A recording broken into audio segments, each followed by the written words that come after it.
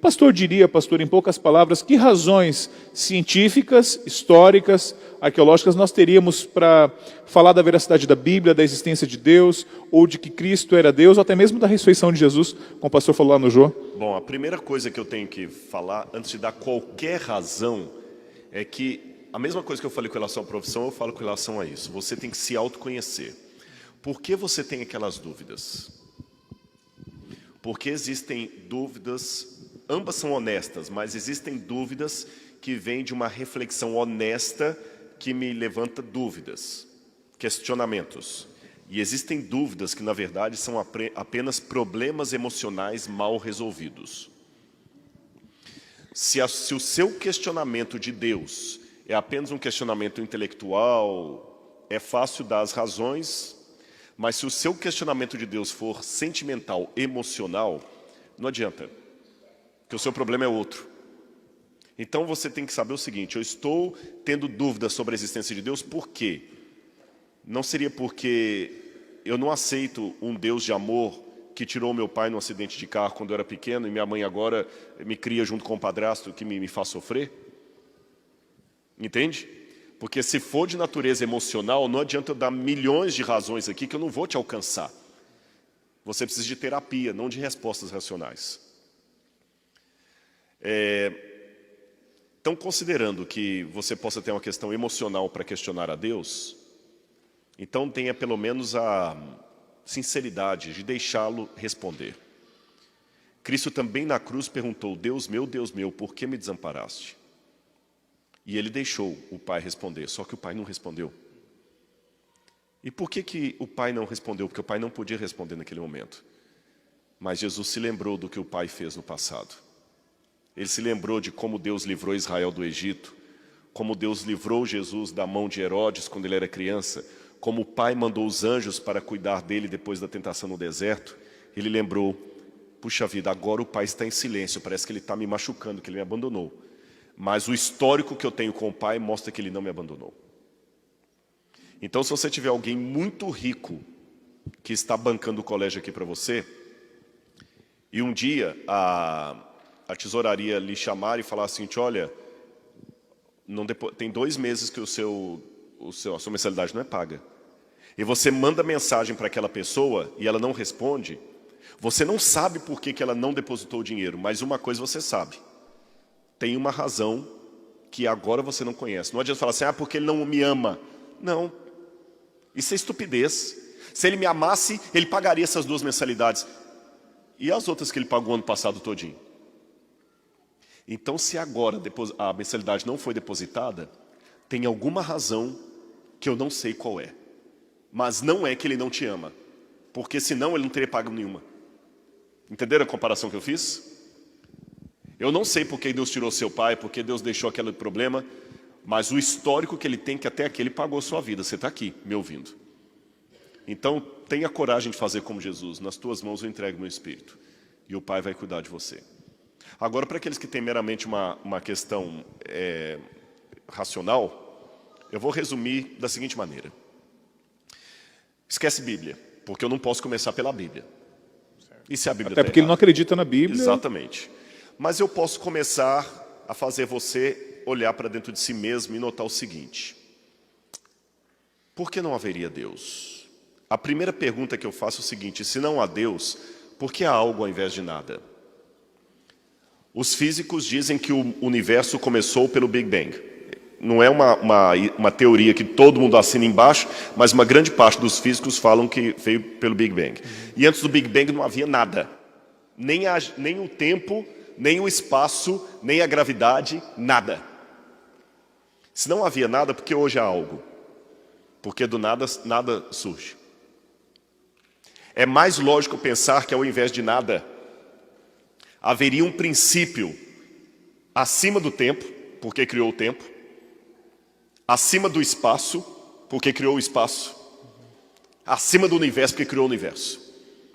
Um princípio que tem que ser eterno, porque senão eu tenho que achar um princípio para ele também. E em termos filosóficos eu estou falando daquilo que a teologia chama de Deus. Ou eu aceito que existe esse princípio eterno que deu origem ao universo, Ou então eu sou obrigado a aceitar duas hipóteses que são ridículas. Letra A, que o universo é eterno, e já provou-se pela física que ele não é eterno, ele teve um começo. Ou letra B, que o universo começou do nada. E a prova maior que coisas não surgem do nada é que ninguém tem medo de aparecer um tigre agora e nos devorar aqui. Porque você sabe que coisas procedem de outras coisas. Segunda questão. Mas se Deus existe, por que há tanta maldade no mundo? Por que há tanta coisa ruim? Sabe que o próprio fato de você ter sensação ruim já é uma prova que Deus existe? Eu vou explicar por quê. Se você está com a sensação que algo está ruim, que algo é mal, é porque você acredita que existe o bem. Concorda comigo? Sim ou não? Sim. Porque se não existe o bem, como é que você sabe que isso é mal? Para você falar isso aqui é mal, é porque tem um bem. Então existe bem e existe mal. Para você definir o que é o bem e o que é o mal, você tem que ter um parâmetro. Mas para ter parâmetro, eu tenho que ter código, eu tenho que ter lei. E para ter lei, eu tenho que ter um legislador. Agora, se não há legislador, não há lei. Se não há lei, não há parâmetro. Se não há parâmetro, não há como reconhecer o bem e o mal. Se não há como reconhecer o bem e o mal, então nem existe bem e mal. Se não existe bem e mal, como é que você está falando que isso aí é mal? Então o próprio fato de um ateu saber que algo é mal, é porque existe o bem. E é esse bem que nós chamamos de Deus. E mesmo que você tenha nascido no Cazaquistão, no Japão, na China, na Índia, na Idade Média, na pré-história ou hoje, uma coisa é certa. Isso aqui qualquer ateu vai concordar comigo. Leucemia e criança não combinam numa mesma frase, ainda que a gramática o permita. De onde vem essa sensação que criança e leucemia na mesma frase não está legal? Então nós temos uma ideia de que alguma coisa desse mundo não está legal. Se você olhar os pombos-correio, você pode criar o pombo-correio da melhor maneira que você puder aqui. Mas a primeira oportunidade ele vai voar e voltar para a casa dele. Ele sabe que a casa não é aqui. Porque o pombo-correio nasce com um GPS, com um Waze na mente dele, que indica que aqui não é a casa dele, a árvore migratória. O pinguim, as tartaruguinhas do Projeto Tamar. Aqui tem Projeto Tamar em Santa Catarina. As tartaruguinhas, elas saem do ovo, já vão todas pequenininhas para a água, parece que elas já sabem O caminho, né? o caminho. Quem ensinou? Quem ensinou para a tartaruga o caminho do mar? Quem ensinou para os pinguins o caminho do Polo Norte quando ele migra de volta? Mas os biólogos não poderiam sugerir que era a questão instintiva que eles têm? Sim, mas o instintivo tem que ter alguém que programou ali. Por que está a questão? O instintivo indica um DNA. Até Einstein, na época de... esquece Einstein, vamos pegar Newton. Até a época de Newton, eu diria que o universo é apenas lei. Com Einstein, nós sabemos que o universo tem lei e tem energia. Mas com Watson e o DNA, eu descobri que o universo tem lei, tem energia e tem código, mensagem. E a lei básica da comunicação é que para haver código tem que ter quem recebe o código e quem cria o código. Seria a mesma coisa de eu falar que o iPhone tem um programa da Apple, mas não existe nenhum técnico que tenha bolado isso aqui. Não faz sentido. O iPhone ele pode até funcionar sozinho para algumas coisas. Alguém programou. Alguém programou. Não faz sentido. Então, realmente, pode estar no instinto dos animais, mas alguém tem que ter colocado a mensagem lá. Se você chegar lá na loja e pegar o seu iPhone e ele não tiver um programa aqui dentro, ele vai ser um aparelho morto. Agora, para ter um programa aqui, um aplicativo, tem que ter alguém que montou aquele aplicativo. Então, as aves que têm instinto, tem que ter alguém que colocou o aplicativo ali dentro. Senão não faz sentido. Agora eu vou mais além. Assim como as aves, nós também temos o nosso instinto. Assim como as tartarugas. Por quê? A tartaruga já nasce sabendo que o lugar dela não é ali na areia, que é na água. E nós nascemos sabendo que sofrer é ruim. Nós nascemos sabendo que morte é ruim. Ninguém ensinou para você que morte é ruim. Não foi o padre, o pastor, nem seu pai, nem sua mãe. Você já nasce instintivamente querendo fugir da morte. Nós nascemos sabendo que esse mundo não pode ser desse jeito. Como as aves, nós temos um instinto que parece nos mostrar que existe uma realidade além dessa. Nem estou indo na Bíblia. É só olhar um instinto humano. Agora, o curioso é que se eu tenho o instinto, tem que ter algo para corresponder a esse instinto. Senão fica sem sentido, pastor. É como falar assim, a tartaruga sai procurando um mar que não existe. Vocês entenderam o ponto? A lei do instinto obriga que o objeto do instinto tem que existir. A lei do instinto obriga que o objeto do instinto tem que existir. A tartaruga sai procurando o mar, é porque o mar existe. Se o meu instinto está procurando um paraíso, uma vida eterna, ele tem que existir. Senão seria a mesma coisa de dizer que o meu organismo precisa de oxigênio, mas o oxigênio não existe. Eu preciso da ternura, mas a ternura não existe. Eu preciso do aconchego, mas o aconchego não existe. Tudo que o seu organismo pede e que existe fora dele está aí na natureza. E o seu organismo pede Deus. E o ateu insiste que Deus não existe.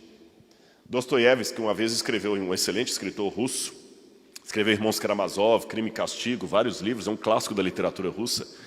Dostoiévski falava que algumas pessoas têm medo de encontrar a Deus porque a fé é justamente isso. É lançar-se como um pássaro com as asas abertas num abismo e ver que embaixo de você não tem nada.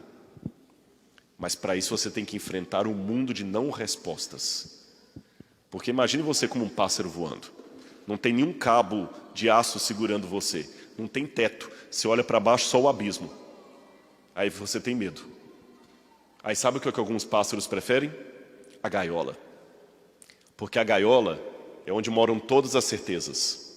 Na gaiola você não precisa sair caçando o seu alimento. O dono vem e coloca o alpiste para você. Na gaiola você não precisa instintivamente procurar água. O dono vem e coloca água. Na gaiola você nem precisa de instinto. O alpiste está ali, a água está ali. E o mais longínquo do chão que você está é uma distância assim, entre o puleiro e o fundo da gaiola. E você olha lá para fora, o céu, e alguma coisa dentro da sua cabeça de pássaro diz assim, puxa, eu queria tanto voar, eu queria estar lá em cima, mas eu prefiro a gaiola, porque aqui é onde moram as certezas. Aqui eu sei que a comida é certa, o chão é firme, é tudo sólido, eu não tenho que enfrentar o abismo. E você fica como um pássaro triste, cantando dentro de uma gaiola. Porque te ensinaram que não existe esse negócio de voar. É invenção dos religiosos. Os pássaros têm que ficar dentro da gaiola. O ser humano tem que ficar dentro da gaiola. Eu prefiro o céu com as aves, a gaiola do ateísmo. Mas, pastor, me convenço então de que Deus existe, mas eu tenho muita dificuldade de acreditar de que a Bíblia é um livro confiável, porque quando a gente olha para ver como ela foi escrita, tanto tempo se passou, as traduções que foram acontecendo, a formação do cânon sagrado, e quem sabe, alguém pode ter esse questionamento, pastor, mas que razões eu tenho para acreditar de que Deus precisaria de um livro, e de que esse livro é confiável? Por exemplo, há pouco tempo atrás o Papa fez uma declaração interessante, ele sugere aos cristãos de que nós não podemos acreditar de que Deus formou o mundo num passe de mágica, que seria perigoso pensar assim. O pastor deve ter acompanhado essas declarações. E ele sugeriu, por exemplo, que nós também podemos harmonizar perfeitamente o relato do Gênesis com a teoria de Charles Darwin.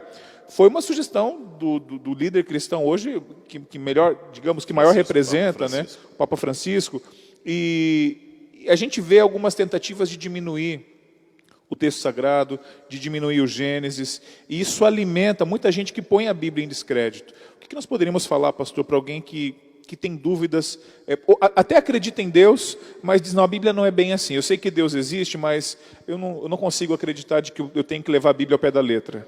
Bom, em primeiro lugar, eu tenho que lembrar o que é verdade em relação a essa história estranha da Bíblia e o que é fake news. Porque tem muita fake news aí. Você entendeu? Nossa, eu já cansei.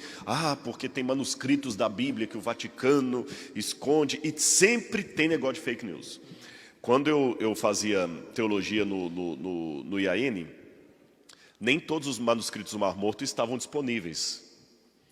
E eu lembro que muita gente da teoria da conspiração dizia, não, é que os manuscritos do Mar Morto foram escondidos pela Igreja Católica, porque tem verdades ali que vão acabar com o cristianismo e tudo mais, e tudo era tudo fake news. Tudo mentira. O curador dos manuscritos do Mar Morto é amigo pessoal meu, a doutora Adolfo Reutemann. Ele tem a chave onde guarda os manuscritos. Ele já veio ao UNASP falar e vai voltar esse ano de novo. Todos os manuscritos do Mar Morto hoje estão disponibilizados na internet em alta resolução. A demora para publicar é porque tem uma questão de copyright, os manuscritos foram juntados e tudo e tal, tal. Então tem muito fake news aí, vocês estão entendendo? Cuidado com os fake news. Muito fake news. Não, porque a Bíblia foi mudada. Isso é mentira, gente. Eu sou um acadêmico, eu tenho uma responsabilidade acadêmica antes de mais nada. Agora, segunda questão, e tem coisas que são ditas assim, revista super interessante e tudo e tal, mas não é material indexado. Segunda coisa que você tem que levar em consideração. A ciência diz que ciência não diz nada. Quem diz são homens e mulheres usando o método científico. Se eu falar assim, a teologia afirma que... A teologia não afirma nada, quem afirma são teólogos. Um órgão para oficializar uma mensagem, ele tem que ter um quartel-general e alguém que possa falar em nome dele. Você entende? Por exemplo, eu posso falar assim, o governo brasileiro diz que pena de morte é cláusula pétrea da Constituição e não será discutido no Brasil. Essa frase está correta, mesmo que você tenha uma opinião diferente sobre pena de morte. Por quê? Porque o governo brasileiro é uma instituição juridicamente constituída que pode emitir documentos em nome do Brasil. Mas a ciência não é uma pessoa juridicamente constituída que você pode emitir documentos em nome da ciência. Você tem pareceres. E às vezes os cientistas... Muda a opinião, são divergentes, né? Exatamente, sobre a Bíblia. Agora, veja bem, a Bíblia, também não vou varrer por baixo dos panos os problemas que a Bíblia tem. Ela tem problemas. Pequenas contradições. Jesus estava entrando na cidade quando ele curou o cego ou saindo dela. Os manuscritos da Bíblia, que nós não temos os originais, nós temos cópia de cópia de cópia. Aí, bingo, então você está admitindo. Esta, para mim, é a maior prova de que a Bíblia é o livro de Deus. Sabe por quê? Em primeiro lugar, se a Bíblia tivesse sido mudada pela Igreja Católica na Idade Média, como os ateus acusam, todas as doutrinas católicas estariam claramente expostas na Bíblia. Você não encontra na Bíblia nada mandando guardar o domingo. E qual que é o dia de guarda na Igreja Católica? Domingo. Se a Igreja Católica tivesse, como eu já li na revista super interessante, o Papa, e a mão do Papa mudou os manuscritos bíblicos para favorecer a Igreja, eu teria lá de todo tamanho guardar domingos e festas na Bíblia. Eu teria os 7 sacramentos descritos na Bíblia. Se a igreja tivesse mudado a Bíblia na Idade Média ao bel prazer, como muitos pensam, essas pequenas contradições da Bíblia teriam sido consertadas. Eu sou autor. Às vezes você está escrevendo, eu sou autor e sou orientador de trabalho, às vezes você está escrevendo um trabalho, antes de publicar, o editor fala assim, olha, você falou uma coisa aqui, mas aqui está contradizendo. Ah, realmente, eu não fui muito bem na frase. Você altera, você muda. A Bíblia não foi mudada, então ela não foi editada. Ela está preservada como foi. E por que Deus deixou essas pequenas contradições? Para mostrar que o livro foi escrito por homens, mas ele é de origem divina, sabe por quê? Porque um livro com tantos problemas transforma vidas, coisas que outro livro não faz. Já ouviram falar no livro O Ensaio da Cegueira, de José Saramago? Esse livro de José Saramago é muito interessante. E tem outras... José Saramago era ateu. Pegue um dos livros de José Saramago, ou de Hegel, ou de Heidegger, qualquer um desses autores. Distribua esses livros nas cadeias. Pegue o livro de Richard Dawkins, Deus, um Delírio, e distribua nas cadeias. Depois de um mês ou de um ano, volte àquela penitenciária onde você entregou os livros do Richard Dawkins, Deus, um Delírio, e veja quantas pessoas deixaram a criminalidade por causa de lerem Richard Dawkins. Agora entregue a Bíblia e você vai ver quantas pessoas foram transformadas. Então a Bíblia, com todos os defeitos, só pode ser um livro de Deus, porque um livro com todos esses problemas e transformar vidas, coisa que Richard Dawkins e José Saramago não conseguem fazer, só pode ser um livro de origem divina. Então desafio. Uma vez tinha um desafio entre um ateu e um cristão. O ateu falou, eu vou debater com você. O cristão falou, tudo bem, mas eu quero uma condição. Eu prego que Deus existe e que salva, você prega que Deus não existe e que religião é veneno. Eu vou levar na igreja, no auditório, 50 pessoas que eram drogados, viciados, depressivos, pessoas que foram transformadas para melhor pela pregação que eu faço. E você vai levar 50 ex-traficantes, 50 ex que também se transformaram pelo ateísmo que você prega. Não teve o debate. Uau. Então esse é o desafio. Tem muita gente dizendo lorota aí. O dia que Richard Dawkins encheu um auditório de ex-traficantes, ex-prostitutas, ex-estupradores, que se converteram, ex-assassinos, pela mensagem que ele prega, aí eu aceito debater. Enquanto isso eu digo, desculpa, eu prefiro ficar com Deus um delírio, porque esse Deus que ele chama de delírio transforma vidas. E uma vez tinha um ex-canibal chamado Catarragoso. Ele se tornou adventista e pastor adventista. E uma vez ele estava num lugar onde tinha um antropólogo criticando os missionários porque fazem um trabalho junto aos índios e mudam a cultura do índio, fazem o índio vestir roupa que ele não estava acostumado, a ler um tal de Bíblia, abandonar os deuses dele como sendo paganismo. E Catarragoso veio até ele e falou o seguinte: muito boa a sua palestra. Obrigado, obrigado. Ele não sabia quem era o Catarragoso. E o Catarragoso falou o seguinte: eu só falo assim que ainda bem que os missionários que foram à minha ilha, em Papua Nova Guiné, não escutaram a mensagem do Senhor. Porque se eles não tivessem transformado a minha cultura, eu estaria comendo o seu coração agora como eu fiz na minha infância. Pastor, essa seria a minha última pergunta. Mas chegou agora aqui para mim uma mensagem de alguém aqui da plateia que me fez pensar, e eu vou fazer essa pergunta ainda. Pastor, seria muito esclarecedor para os nossos alunos se o pastor conseguisse tratar para a gente, eu sei que esse é um assunto muito amplo, sobre essa questão do determinismo. Quais são, pastor Rodrigo, os argumentos que nós temos de que a realidade é real e de que nós não somos simplesmente robôs programados pelo evento absoluto da vida, de que o que nós vivemos não é uma realidade virtual, uma Matrix. Quando falou determinismo, eu pensei que ia na questão da predestinação lá, mas não é nesse sentido, não. É determinismo filosófico. Filosófico. Não é? Eu respondo ao determinismo filosófico com Descartes. Descartes viveu na época em que a filosofia estava dividida entre o idealismo e o materialismo. E os materialistas eram aqueles que duvidavam de tudo, até da razão. Até da razão. E a proposta do determinismo é isso. Como é que eu posso ter certeza que você está aqui, na minha frente, que vocês existem, que isso não é uma ilusão? Porque você sabe, quando você está sob efeito de drogas, quando você está sob efeito de hipnose, quando você está dormindo, o seu cérebro começa a sinapse, a produzir uma imagem que não existe. Você sonha, por exemplo, que está sendo perseguido por um cachorro que não existe. Você sonha com a imagem de alguém que já morreu que não está ali. Aliás, quem nunca fez xixi na cama não sabe o que é ter um sonho realizado. Vocês riram porque já aconteceu.